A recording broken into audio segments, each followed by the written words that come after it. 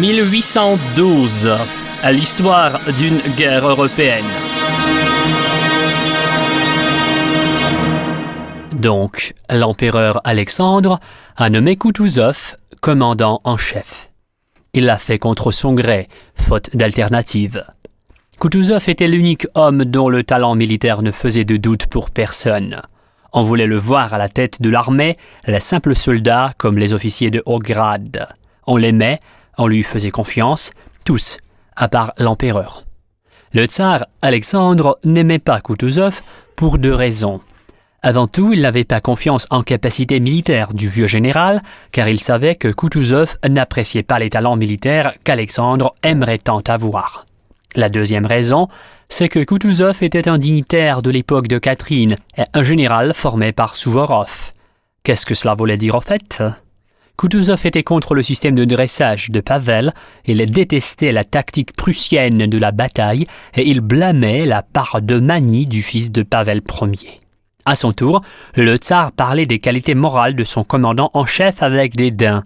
Tous les deux, le tsar et le chef militaire, avaient des avis partagés, même dans la question aussi cruciale que l'attitude envers Napoléon. Pendant que l'empereur Alexandre répétait de plus en plus souvent « Napoléon ou moi », et voulait que le Corse soit complètement anéanti, Koutouzov, lui, avait de forts doutes. La Russie avait-elle vraiment un intérêt à voir Napoléon anéanti, estimant que les Anglais, les Autrichiens, les Prussiens et non les Russes en profiteraient? L'avenir en montrait que c'était Koutouzov qui avait raison.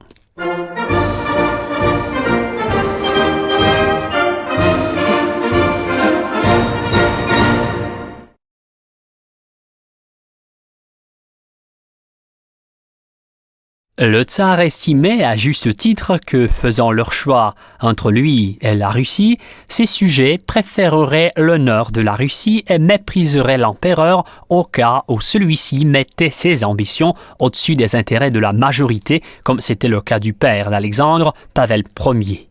Pour terminer l'histoire de la nomination de Koutouzov, il faut raconter sa finale, qui concernait Barclay.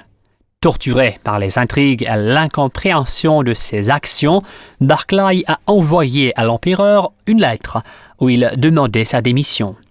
Le chef de la police secrète, Jacob de Sanglin, s'est chargé de faire parvenir la lettre au destinataire. Les adjudants de Barclay, qui détestaient leur chef, en ont tout de suite fait part à Koutouzov, supposant que Barclay avait envoyé son émissaire avec un message secret pour Alexandre. Mais Koutouzov ignorait le contenu de ce message. Habitué aux intrigues, il a cru que le message devait contenir la demande de Barclay de laisser les choses telles qu'elles étaient.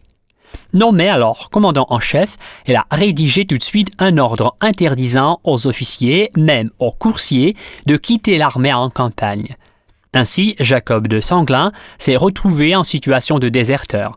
Par ses partisans dans l'entourage de l'empereur, Koutouzov a demandé d'arrêter immédiatement le messager de Barclay si ce dernier osait tenter de chercher l'audience d'Alexandre. Tout s'est passé comme prévu. Le marquis Palucci, le futur gouverneur de Riga, qui avait une influence sur Alexandre, a accueilli le chef de la police secrète dans le parloir de l'empereur et lui a promis de l'envoyer au bagne. L'audace de l'honnête Français l'a sauvé. Comme Jacob de Sanglin l'écrit dans ses mémoires, il a déclaré qu'il était prêt à mourir, mais la lettre de Barclay serait transmise à l'empereur. Alors, on a dit en Sanglin que toutes les lettres destinées au tsar devaient passer par les mains d'Arakcheev.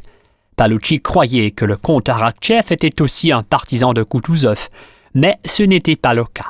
Le courtisan, intelligent comme il l'était, appréciait le pouvoir et connaissait bien l'attitude d'Alexandre envers Barclay, donc il a amené d'urgence Sanglin chez l'empereur.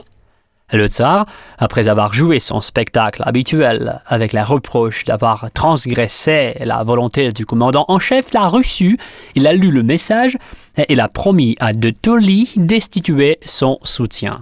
Il a souligné que Barclay, ayant cessé d'être commandant en chef, restait toujours le ministre militaire. Chose curieuse, lorsque Koutouzov a appris que l'audience avait eu lieu, a perdu contenance, il ne pouvait pas se douter que Barclay suppliait de le libérer de cette maudite fonction qu'il rêvait de quitter l'armée. La rivalité des deux chefs militaires s'est terminée là pour un certain temps. Maintenant, il fallait sauver la patrie.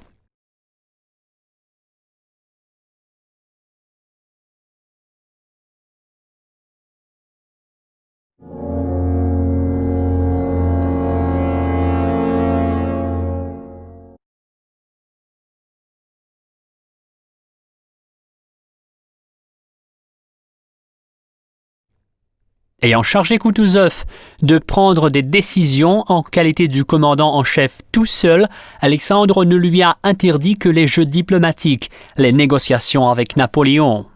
L'empereur redoutait, non sans raison, une trahison hypothétique, une perspective d'être trompé.